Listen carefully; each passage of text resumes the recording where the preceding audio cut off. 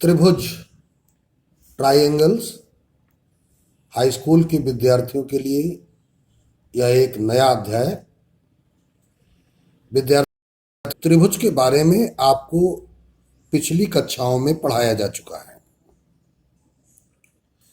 तीन भुजाओं से घिरी आकृति जिसको हम त्रिभुज बोलते हैं के प्रकारों के बारे में भी आपने बखूबी अध्ययन किया हुआ है। जब हम भुजाओं के आधार पर त्रिभुजों का वर्गीकरण करते हैं तो सबसे पहला त्रिभुज ऐसा त्रिभुज जिसकी तीनों भुजाओं की माप समान है समबाहु त्रिभुज कहलाता है। ऐसा त्रिभुज जिसकी किन्हीं दो भुजाएं आपस में बराबर हैं तो ऐसे त्रिभुज को हम समद्विबाहु त्रिभुज कहते हैं। यदि किसी त्रिभुज में तीनों भुजाएं असमान हों तो ऐसे त्रिभुज को हम विषमबाहु त्रिभुज कहते हैं। तो भुजाओं की दृष्टि से ये हमारे त्रिभुज जो होते हैं वो तीन प्रकार के होते हैं। इसी प्रकार जब हम यहाँ पर वर्गीकरण कोणों की दृष्टि से करने लगें तो जिस त्रिभुज में एक कोण समकोण हो उसे हम समकोण त्रिभुज कहते हैं। जिस त्रिभुज के तीनों कोण न्यून कोण हो, तीनों कोण यहाँ न्यून कोण है, उसे हम न्यून कोण त्रिभुज कहते हैं। जिस त्रिभुज में एक कोण अधिक कोण हो उसे हम अधिक कोण त्रिभुज कहते हैं। यहाँ पर एक कोण अधिक कोण है, यहाँ पर तीनों कोण न्यून कोण है, यहाँ पर एक कोण समकोण है, यहाँ तीनों भुजाएं असमान हैं, यहाँ दो भुजाएं समान हैं और यहाँ तीनों भुजाएं समान हैं। अब इनके अलावा कोण और भुजाओं पर आधारित एक त्रिभुज अन्य बन जाता है जिसमें दोनों के गुण आते हैं, जिसे हम समकोण समद्विबाहु त्रिभुज कहते हैं। यहाँ पर ये कोण समकोण होता है और ये दोनों भुजाएं आधार तथा लंब परस्पर बराबर होती हैं। त्रिभुजों के बारे में अन्य कुछ महत्वपूर्ण बातें जो हमने पढ़ रखी हैं उन्हें विद्यार्थियों को ध्यान देना है। नंबर 1, त्रिभुज में तीन भुजाएं तथा तीन कोण होती हैं। तीन भुजाएं तथा तीन कोण किसी भी त्रिभुज में होते हैं। नंबर 2, तीनों कोणों का योग 180 अंश होता है। अगली बात, समकोण त्रिभुज में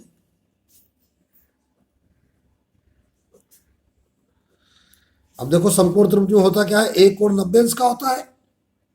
तो बचे जो शेष दो कोण हैं, शेष दोनों कोण क्या होंगे, वो न्यून कोण होंगे, क्योंकि अब बचे हुए दो कोणों का योग केवल क्या बचा, 90 अंश बचा है। तो 90 अंश में जब दो कोणों का बंटवारा हम करेंगे तो प्रत्येक कोण न्यून कोण कहलाएगा। समकोण त्रिभुज में दोनों न्यून कोणों का योग 90 अंश होता है, अर्थात कोटि पूरक होते हैं। ये पीछे तुमको पढ़ाया जा चुका है कोणों के प्रकार में कि कोटि पूरक कोण क्या होते हैं। जिन दो कोणों का योग 90 अंश होता है, कोणों के इस जोड़े को हम कोटि पूरक कोण कहते हैं। जैसे अगर ये कोण 60 अंश है तो ऊपर वाला कोण 30 अंश होगा, और 60 और 30 का टोटल 90 अंश है, अर्थात 60 अंश कौमा 30 अंश परस्पर एक दूसरे के कोटि पूरक कोण है। अगली बात आते हैं, त्रिभुज के कुछ विशेष गुणों के बारे में विद्यार्थी ध्यान से सीखेंगे। विषम बाहु त्रिभुज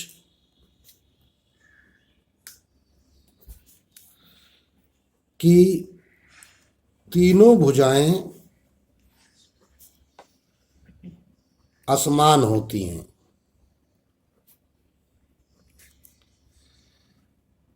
अतः सबसे बड़ी भुजा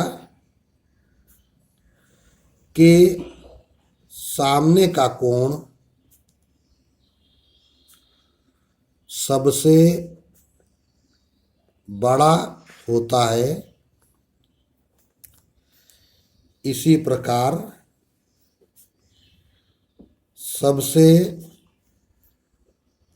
छोटी भुजा के सामने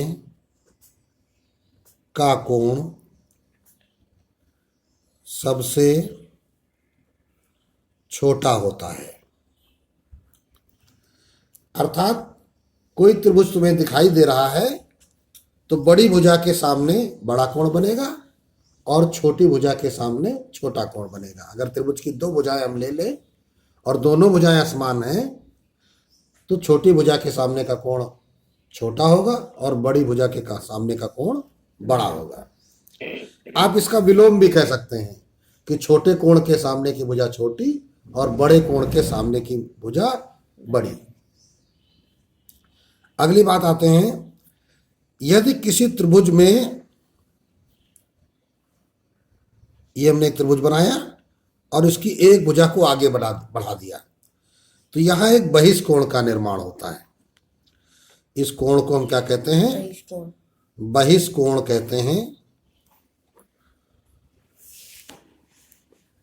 तो क्या कहेंगे हम? यहां परिभाषा बनती है, त्रिभुज का बहिष्कोण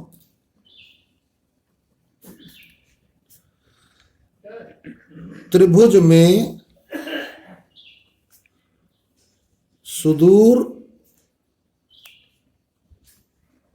स्थित दो कोणों के योग के बराबर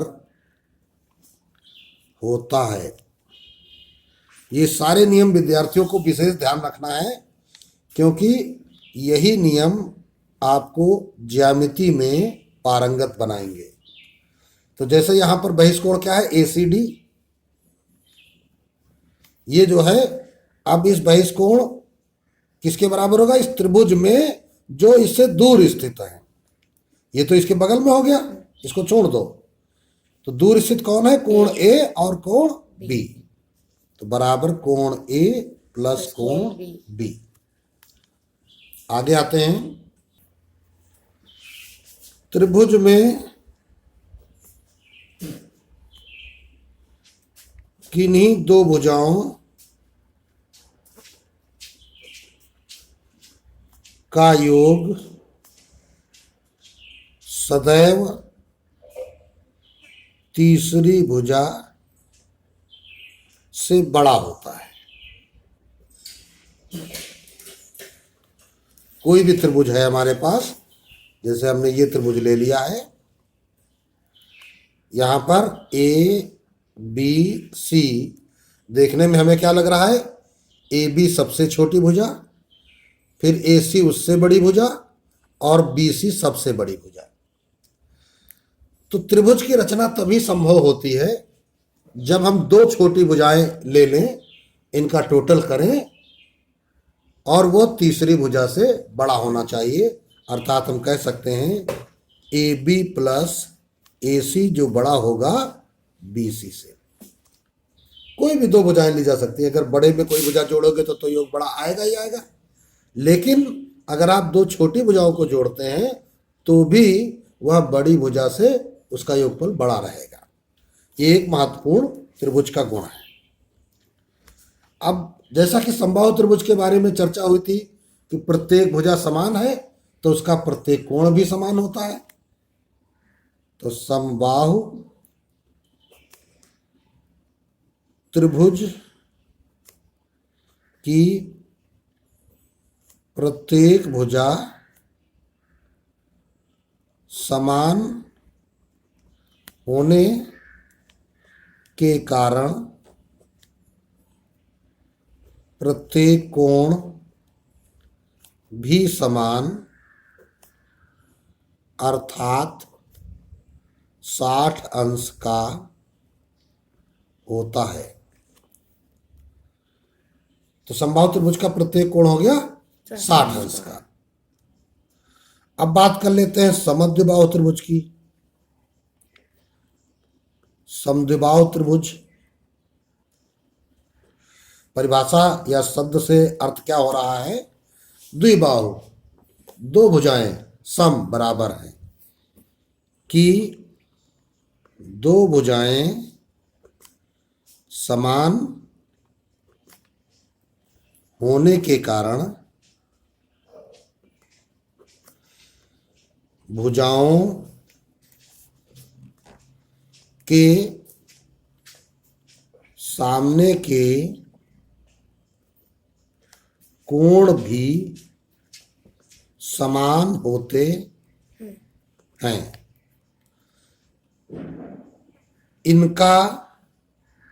इनके शीर्ष कोण का अर्धक आधार को सम द्विभाजित करता है। इस बात को थोड़ा विद्यार्थियों को ध्यान से समझना है। ये बात क्या कह रही है? ये देखिए, एक हम समद्विबाहु त्रिभुज बना रहे हैं। इसकी दो भुजाएं बराबर हैं। यदि हम ऊपर वाले कोण का अर्धक करें तो ये जो अर्धक रेखा होगी ये आधार को अर्धित करेगी। इसका नामकरण किया ABC और इसका नामकरण कर दिया D। तो इस प्रकार हमने देखा क्या है, ADBC का अर्धक करती है। तो कोण A का अर्धक किया जा रहा है। तो जब हम कोण A का आधा करेंगे तो क्या हो जाएगा, ये दोनों कोण बराबर हो जाएंगे। कोण BAD बराबर कोण CAD। इसलिए निष्कर्ष क्या आया, BD बराबर DC। ठीक है ना। और यहां पर AB बराबर AC ये पहले से है, क्योंकि ये त्रिभुज कैसा है, समद्विबाहु त्रिभुज। तो समद्विबाहु त्रिभुज होने के कारण दो भुजाएं बराबर हैं। इसके जब शीर्ष का अर्धक किया गया तो यह अर्धक आधार को समद्विभाजित करता है, और यह अर्धक आधार का लंबार्धक भी कहलाता है। ये बात भी विद्यार्थी ध्यान रखेंगे कि ये जो शीर्ष का कोण का अर्धक है यह इसका लंबार्धक भी कहलाता है। अब इस अध्याय में विद्यार्थियों के लिए जरूरी है कि विद्यार्थी त्रिभुजों में सर्वांग समता को समझें। सबसे पहले तो हम बात करते हैं सर्वांग समता। सर्व सभी, अंग समता समान हो। जब किसी दो त्रिभुजों में दोनों त्रिभुजों के सभी अंग समान हो। इसका तात्पर्य क्या है सर्वांग समता का मतलब? जैसे आपने एक दुकान से एक ही कंपनी की दो माचिसें खरीदी, अपने बुक स्टोर से एक ही आकार की दो कॉपियां खरीदी, दो पेन खरीदे। तो इस प्रकार एक समान आकार वाली जो दो वस्तुएं होती हैं उनमें क्या होता है, कौन सा गुण पाया जाता है, सर्वांग समता का।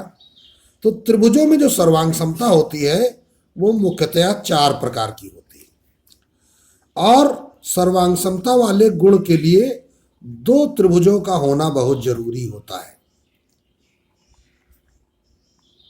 दो त्रिभुजों का होना बहुत जरूरी होता है, वो भी जो दोनों त्रिभुज होने चाहिए वो समान आकार के होने चाहिए। जैसे त्रिभुजों में सर्वांग समता का जो पहला गुण है, हमने यहाँ पर दो त्रिभुज ले लिए हैं, तो सबसे पहला जो नियम होता है जिसे हम कहते हैं भुजा भुजा भुजा सर्वांग समता। भुजा भुजा भुजा सर्वांग समता, इसको अंग्रेजी में SSS रूल भी कहते हैं। तो भुजा भुजा भुजा सर्वांग समता क्या है? पहले त्रिभुज की पहली भुजा दूसरे त्रिभुज की संगत भुजा। ध्यान दीजिए, पहले त्रिभुज की पहली भुजा और दूसरे त्रिभुज की संगत भुजा। संगत भुजा का मतलब वैसी ही भुजा जैसी पहले त्रिभुज में थी, के जैसी। संगत मतलब के जैसी। जब इसमें हमने ए बी लिया है तो ए बी के जैसी यहां पर भुजा कौन सी है? P Q. तो फिर पहले त्रिभुज की दूसरी भुजा दूसरे त्रिभुज की संगत भुजा। दूसरे शब्द में हम एक संगत शब्द जरूर जोड़ेंगे। पहले त्रिभुज की तीसरी भुजा दूसरे त्रिभुज की संगत भुजा। यदि अलग अलग आपस में बराबर है तो दोनों त्रिभुज सर्वांग सम होंगे। यहां पे हमने क्या देखा? एक त्रिभुज की तीनों भुजाएं, अब देखो सम्मिलित रूप में हम परिभाषा बोल रहे हैं।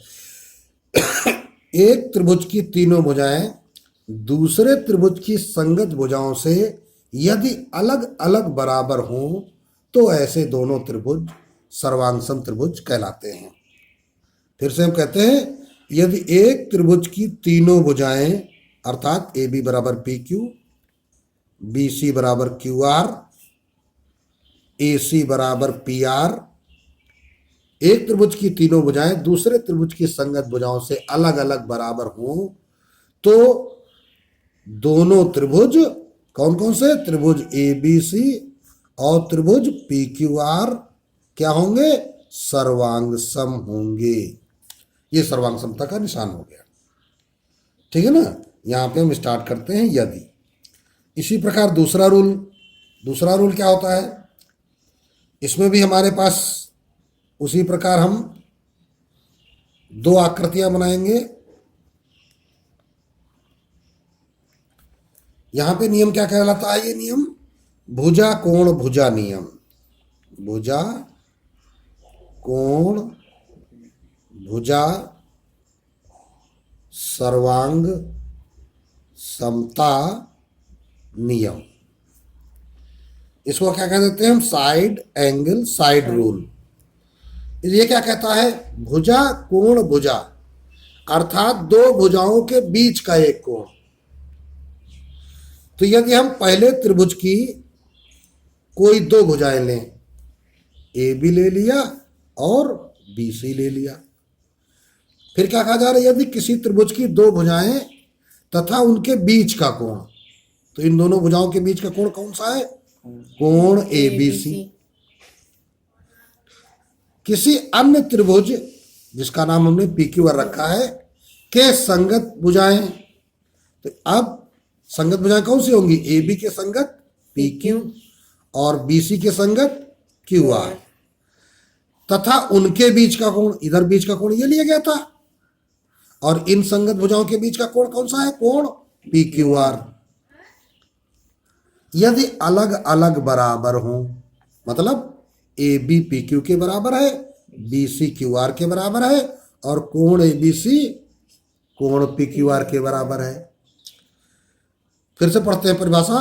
यदि किसी त्रिभुज की दो भुजाएं तथा उनके बीच का कोण किसी अन्य त्रिभुज की संगत भुजाओं तथा उनके बीच के कोण से अलग अलग बराबर हो तो दोनों त्रिभुज कौन कौन से? त्रिभुज ए बी सी और त्रिभुज पी क्यू आर परस्पर सर्वांगसम होते हैं। ये आपका दूसरा नियम हो गया। अब तीसरे नियम की बात करते हैं। यह नियम कहलाता है कोण भुजा कोण नियम। सर्वांग समता नियम तो यहां भी हमको क्या करना है, वही काम करना है। दो त्रिभुज लेने हैं, नाम लग दिया हमने A B C P Q R. तो यहां क्या है, कोण भुजा कोण, अर्थात दो कोणों के बीच की एक भुजा। तो यदि किसी त्रिभुज के दो कोण, पहला कोण हमने ये लिया, दूसरा कोण ये ले लिया, और उनके बीच की भुजा, तो क्या लिया हमने, दो कोण लिए हैं और बीच की भुजा ली है। तो दो कोण कौन से, कोण ए बी सी, कोण ए सी बी, और बीच की भुजा कौन सी, बी सी। दूसरे त्रिभुज में संगत कोण तथा उनके बीच की भुजा। तो देखो पहले कोण का संगत यह हो गया, दूसरे कोण का संगत यह हो गया, और बीसी के संगत भुजा क्यू आर हो गई। कोण पी क्यू आर, कोण पी आर क्यू और क्यू आर यदि अलग अलग बराबर हों, ये तीनों चीजें जो क्या हो, अलग अलग बराबर हों, तो दोनों त्रिभुज क्या होंगे, सर्वांगसम होंगे। त्रिभुज ए बी सी सर्वांगसम त्रिभुज पी क्यू आर। अगर हमारे साथ विद्यार्थी ध्यान देंगे तो उनको तुरंत याद भी हो जाएगा। अब आते हैं अगला महत्वपूर्ण और चौथा नियम, जिसको हम समकोण कर्ण भुजा सर्वांग समता नियम भी कहते हैं। अंग्रेजी में इसे हम RHS रूल भी कहते हैं। इसको हम एंगल साइड एंगल रूल भी कहते हैं। तो अब यहां पे समकोण की बात आ गई, तो समकोण त्रिभुज हमको दो बनाने पड़ेंगे। देखिए एक समकोण त्रिभुज हमने ये बनाया और दूसरा समकोण त्रिभुज हमने ये बनाया। चूंकि आकृतियां सर्वांगसम हैं, इसलिए समान आकार की आकृतियां ही हमको लेनी होंगी। नामकरण कर दिया A B C P Q R. तो यहां पे क्या कह रहा है, पहला शब्द क्या है, समकोण। तो देखो भाई इसमें भी समकोण और इसमें भी समकोण। दूसरा शब्द क्या है, कर्ण, अर्थात इसमें ए सी इसमें पी आर। फिर क्या है, भुजा। अब भुजा के लिए तुम स्वतंत्र हो, चाहे तुम ए बी ले लो और चाहे बी सी ले लो। अगर तुमने ए बी लिया है तो यहां पर तुमको पी क्यू लेना होगा। अगर तुमने बी सी लिया है तो यहां तुमको क्यू आर लेना होगा। तो क्या किया था हमने, सबसे पहले समकोण लिया था, अर्थात कोण बी बराबर कोण क्यू बराबर 90 अंश। ठीक, अलग अलग बराबर होना चाहिए। दो समकोण त्रिभुजों में दो समकोण तो बराबर हैं, इस बात को बोला जाए चाहे ना बोला जाए। परिभाषा ध्यान से सुने विद्यार्थी, इन्हीं दो समकोण त्रिभुजों में यदि उनके कर्ण, क्या कर्ण, तो इसका कर्ण AC, उसका कर्ण PR, तथा एक संगत भुजा, एक संगत भुजा हमने मान लो ले लिया, BC इसका ले लिया और QR इसका ले लिया। यदि परस्पर बराबर हैं, आपस में बराबर हैं, तो ऐसे दोनों त्रिभुज सर्वांगसम त्रिभुज कहलाते हैं। त्रिभुज ABC यहां सर्वांगसम हो जाएगा त्रिभुज PQR के। तो क्या जरूरी है सर्वांग समता के लिए, जरूरी है कर्ण और कोई एक संगत भुजा ले ली जाए। अगर लंब लिया जाए तो लंब लिया जाए, अगर आधार लिया जाए तो आधार लिया जाए। इस प्रकार विद्यार्थियों ने इस वीडियो में त्रिभुजों में सर्वांग समता भी समझी। अब आपके लिए जरूरी है कि इस अध्याय में, जब हम त्रिभुज अध्याय सीख रहे हैं, तो यहां प्रयुक्त होने वाले कुछ प्रमुख शब्द और उनका अर्थ जरूर समझें। जैसे हमने एक त्रिभुज बनाया और इस त्रिभुज में आप सब भुजाओं और कोणों को तो अवश्य जानते हैं, किंतु यदि हम त्रिभुज के किसी शीर्ष से सम्मुख भुजा पर कोई ऐसी रेखा खींचें जो समकोण बना दे। क्या कर रहे हैं हम? किसी एक शीर्ष से सामने वाली भुजा पर ऐसे रेखा खींचते हुए मिलाते हैं कि वह सम्मुख भुजा के साथ समकोण बना दे, तो हम ऐसी भुजा का नाम शीर्ष लंब रखते हैं। इसे शीर्ष लंब कहा जाता है। इस प्रकार किसी त्रिभुज में तीनों शीर्षों से सम्मुख भुजाओं पर लंब डाले जा सकते हैं। अगर हम चाहें तो यहां से देखो, एक लंब हमने ये डाल दिया, ये देखो समकोण बन गया, ठीक है ना। और फिर हमने एक लंब ये डाल दिया, ये समकोण बन गया। यहां पर एक गुण देखने को मिलता है कि जो तीनों शीर्ष लंब होते हैं वो एक बिंदुगामी होते हैं, या हम कहते हैं संपाती होते हैं, एक ही बिंदु से गुजरते हैं, ठीक। संगामी होते हैं, ठीक, एक बिंदुगामी होते हैं। इसी प्रकार यदि हम त्रिभुज के एक शीर्ष को सम्मुख भुजा के मध्य बिंदु से, यहां पे डी, अगर हम एक त्रिभुज का नाम ले लें तो डी क्या है? त्रिभुज बीसी का मध्य बिंदु है। इसको अगर हम सम्मुख शीर्ष से मिला दें तो यह रेखा का नाम माध्यिका कहलाता है। माध्यिका क्या हो गई?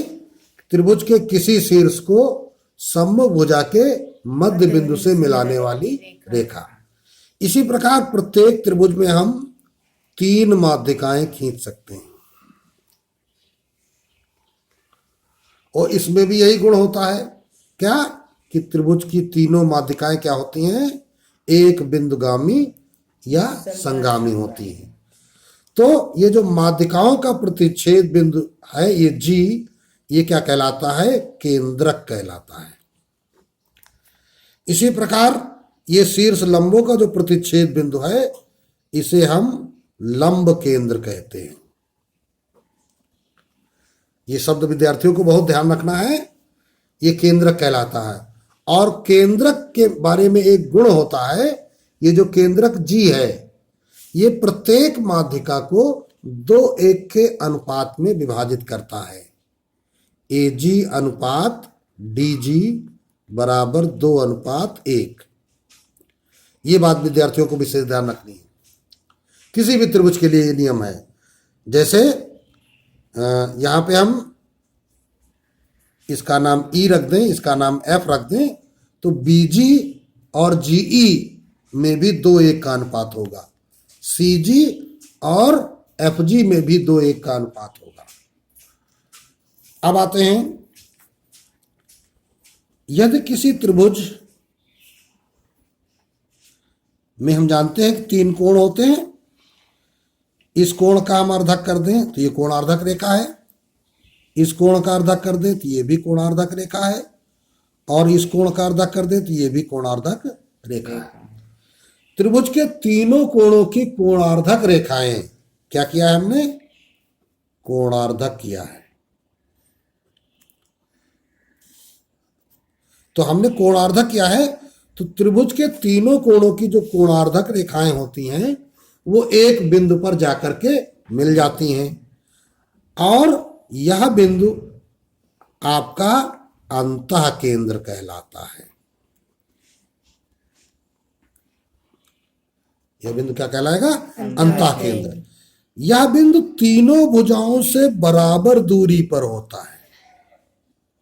अर्थात अगर हम इसके अंदर एक वृत्त की रचना करेंगे तो वह वृत्त तीनों भुजाओं को स्पर्श करेगा। कोणार्धकों से बने के प्रतिच्छेद बिंदु से अगर हम एक वृत्त की रचना करें तो यह वृत्त तीनों भुजाओं को स्पर्श करता है, अर्थात त्रिभुज में एक अंतःवृत्त की रचना हो जाती है। इसीलिए इस बिंदु को अंतः केंद्र कहा जाता है। अब आते हैं, इसी प्रकार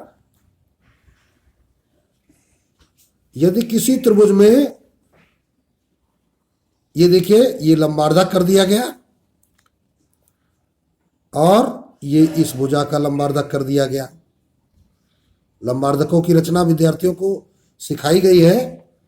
तो हमने देखा क्या कि ये लंबार्धक दोनों कहाँ मिल गए, एक जगह पे मिल गए, ठीक है ना। इसी प्रकार अगर हम इस भुजा का भी लंबार्धक करेंगे तो भी ये वहीं पे जाके मिलेगा। तो ये लंबार्धकों का जो प्रतिच्छेद बिंदु है इसका नाम रखा गया परिकेंद्र। ये परिकेंद्र क्या होता है, यहां पर केंद्र मानकर हम शीर्षों से होकर जाता हुआ एक वृत्त की रचना कर सकते हैं। तो यहां ये वृत्त क्या बन गया, परिवृत्त बन गया।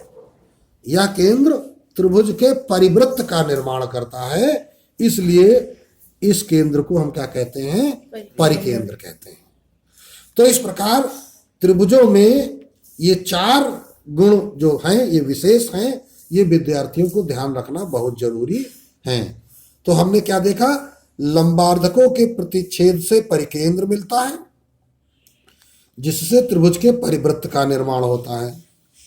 कोणार्धकों के प्रतिच्छेद से अंतःकेंद्र मिलता है जिससे त्रिभुज के अंतःवृत्त का निर्माण होता है। माध्यिकाओं के प्रतिच्छेद से केंद्रक मिलता है और यह केंद्रक माध्यिकाओं को 2:1 के अनुपात में विभाजित करता है।